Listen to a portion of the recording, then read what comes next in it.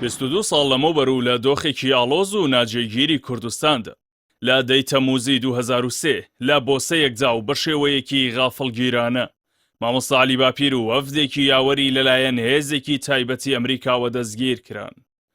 مامۆستا عەلی باپیر و سێ لە ئەنجامانی سەرکردایەتی و وەفدێکی هاوڕێی و ژمارەیەک لە پێشمەرگەکانی دەستەی پارێزگاری بە مەبەستی کۆبوونەوەیەک کە بڕیار بوو لەسەر خودی بانگهێشتی ئەمریکیەکان لە هاوینە هەواری دووکان ساز بکرێت بە ڕێگاوە بوون، بەڵام بە چاوسەغی ناوخۆ و لە پێشهاتێکی دوور لە عورفی سیاسی و کۆمەڵایەتی و دیبلۆماسی میوانداری ئەمریکیەکان گۆڕدرا بۆ سەدانانی غافڵگیرانە. ئەوە بوو لەسەر ڕێگەی سلێمانی دووکان لەلایەن هێزێکی گەورەی ئەمریکیەکان لە ئاسمان و زەویەوە پێشیان بە مامۆستا عەلی باپیر و وەفدەکەی گرت و دەستگیریان کرد. دواتر بە هەلیکۆپتەری تایبەتی و سەربازی مامۆستا عەلی باپیر و وەفدەکەی بەرەو زیندانەکانی مووسڵ و ئەبوغرێب و کۆپەر و بووکا و قەسر لە ناوەڕاست و باشووری عێراق گواسترانەوە و زیندانی کران. مامۆستا عەلی باپیر 22 مانگ و ئەنجامانی سەرکردایەتی ساڵێک لە زیندانی ئەمریکیەکان مانەوە. بە درێژایی ماوەی زیندانیان بۆ چەندین مانگ و وێڕای پیادەکردنی دەیان شێوازی لێکۆڵینەوە و گوشاری دەرونی و جەستەیی نە مامۆستا عەلی باپیر سەرۆکی کۆمەڵی ئیسلامی ئەو کات و نە ئەنجامانی سەرکردایەتی بچووکترین سازشیان لە بیرروڕای سیاسی و ئاینی خۆیان نەکرد. هیچ کام لەو تۆمەتانەش بەسەریاندا ساغ نەکرانەوە کە بە ناڕەوا بۆیان دروست کرابوو.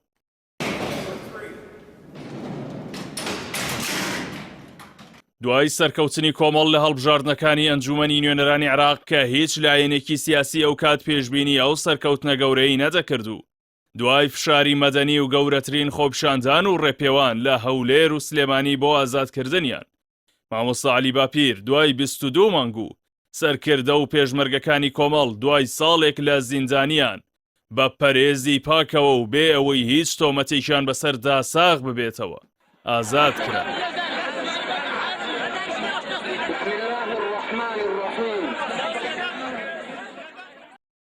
بۆردومانی بارەگاکانی کۆمەڵ و شەیدکردنی مامۆستا عەبدوڵڵا قەسرێ و شاڵاوی دەستگیرکردنی ئەنجام و لایەنگرانی کۆمەڵ لە پاییزی ساڵی 2003 و دەستگیرکردنی مامۆستا عەلی باپیر ئامانج لەم پلانگێڕیانە دوورخستنەوەی کۆمەڵی ئیسلامی ئەو کات بوو لە گۆڕەپانی سیاسی و ناساندنی وەک حەزبێکی دوور لە جەماوەری کوردستان.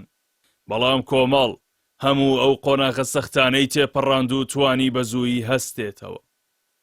سەرباری هەموو ئەو ئاڵنگاریانەی ڕوبەڕووی کرانەوە کۆمەڵی دادگەری ئێستا و کۆمەڵی ئیسلامی پێشوو خاوەن بنکەیەکی جەماوەری گەورەیە و هەمیشە لە بەرەیستەم لێکراوانی خەڵکی کوردستان بووە و بە هەنگا و هەڵوێستە نەگۆڕەکانی لە بوارەکانی حکومڕانی و نوێنەرایەتی و پەروەردەیی و ئاینی و خێرخوازیدا جێگەی متمانەی خەڵکی کوردستانە و زیاتر لە قەبارە و ئاستی خۆی خزمەتی کردووە.